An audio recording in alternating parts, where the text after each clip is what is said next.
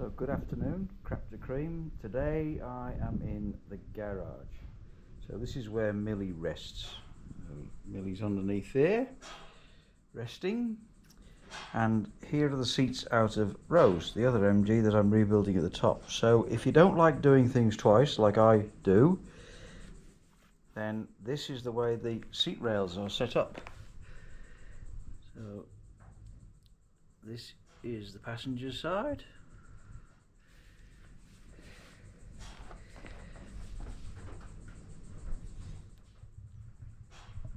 There you go.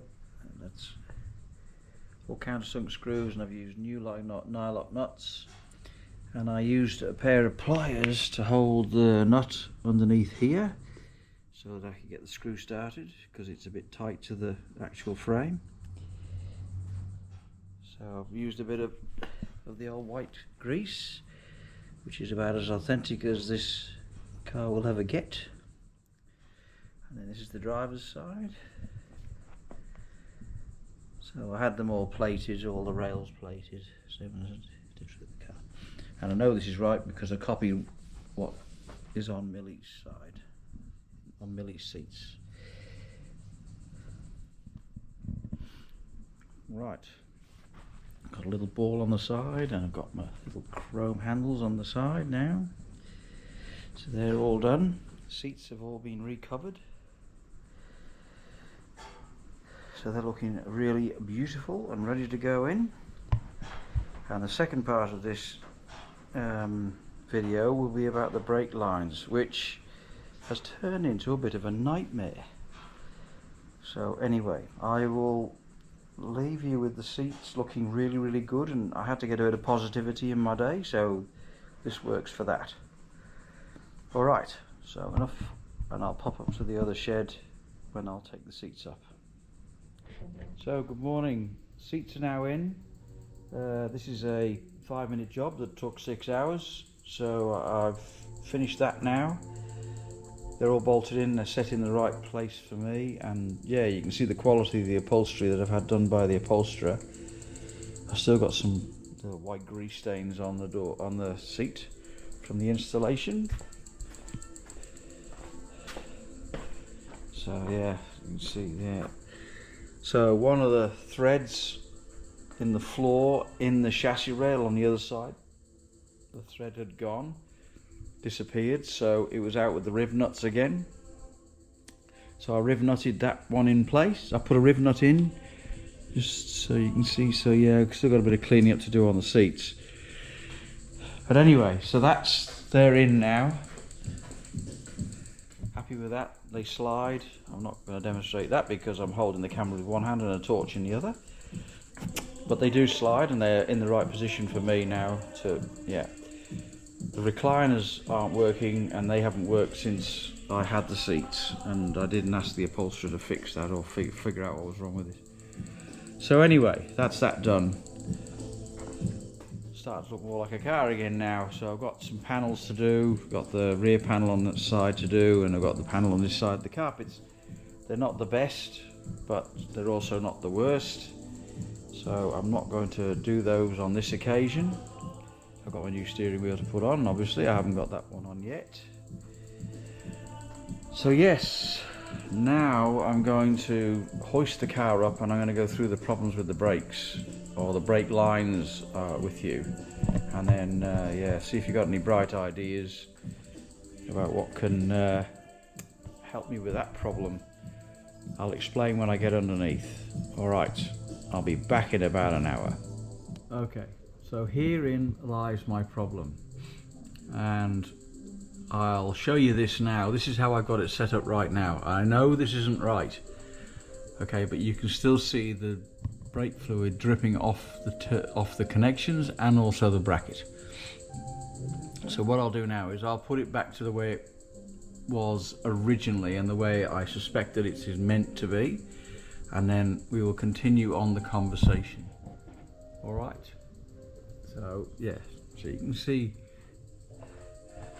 where the lines go and all that stuff. So it's all pretty self-explanatory. But anyway, I will now put it back to the way it was originally, and then I'll continue the conversation. So these are the two joining blocks. I don't know how well or whatever you can see here. Alright, so there's just like a flared fitting. So this is the original one, the first one, and that one's got, no, sorry, this is the second one. So this is the second one. Okay. And then this is the original one. So, as you can see, all pretty straightforward flared connections inside here. Well, whatever you want to call them. And then here we have the hoses. So, right, so it's all flared connections.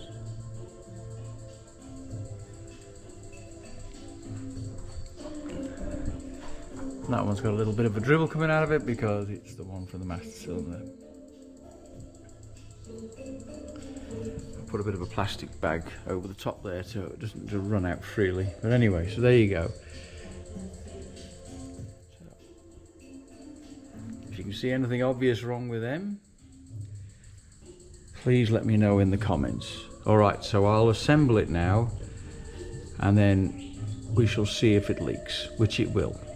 So here we are, 2 hours later, after I've rebuilt this terminal block or what T-piece or whatever you want to call it, and as luck would have it, it now decides not to leak.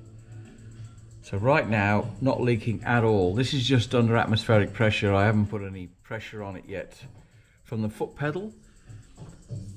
But what I can ask is if anybody's got experience of these fittings, BQ, brake quip BQ fittings, and am I missing something? It looks pretty straightforward and simple to me, but yeah, it's holding now, and I haven't put any pressure on it yet, and I'll see what it's like when it's got to be bled. And also, anybody know how to adjust the handbrakes on these calipers? Whether you just work the handle or whether it works when you put pressure on the brake or whatever. Anybody's got any bright ideas there, that would be great. Anyway, it appears to be okay now, so I won't say any more until, yeah, it's not okay, but I have tried everything to get this to seal, and I just threw it together today to show you that it leaked again, and it didn't leak. So, anyway, there you go. In some ways, bugger. Right, I wanted it to leak so I could show you, but anyway, it holds today. I've attempted to adjust the handbrake, but with no luck there. So you got a bit of everything going on there. You've got the seats installation, how to assemble the seat rails, and now you've got the brake set up on the rear axle, and yeah, drum to disc conversion. Anyway, I'll have to get my wife now to give me a bit of a hand to bleed the brakes. I don't have much luck with this one-man bleeding system, either vacuum or pressure, so I just go for the old school traditional way. Alright, there we go. So I'll release this and see if anybody's got any bright ideas or has any comments on these fittings. Anyway, it all appears to be okay now. So thanks for subscribing, thanks for the comments, and wishing you a happy new year now. Take care, everybody, and yeah, I shall speak to you in the new year if I don't speak to you before, but I don't think I will, because I'll be doing other stuff. Alright, thank you very much indeed, and yeah, speak to you soon. Bye for now. So just to finish off the day, here is the brake caliper assembly, all fully assembled now on the rear axle. So yeah, it looks alright actually. And actually the wheel fits over the top as well. It doesn't need to be a 15-inch. So that's good. So that's that one. And there's that one. And it will make a liar out of me, but the junction where the three pipes meet the terminal block there has not leaked at all this afternoon, with or without pressure. So I'll get my my good wife to help me bleed the brakes tomorrow, and yeah, we'll see where we go with that. Had the engine running again today, so temperature with the coolant in, so the engine runs normally. I'm doing a bit of work on the center console at the moment. Got to neaten that up so it looks a bit neater to the actual underside of the dashboard, so we'll see what it looks like again. I'll finish that off tomorrow.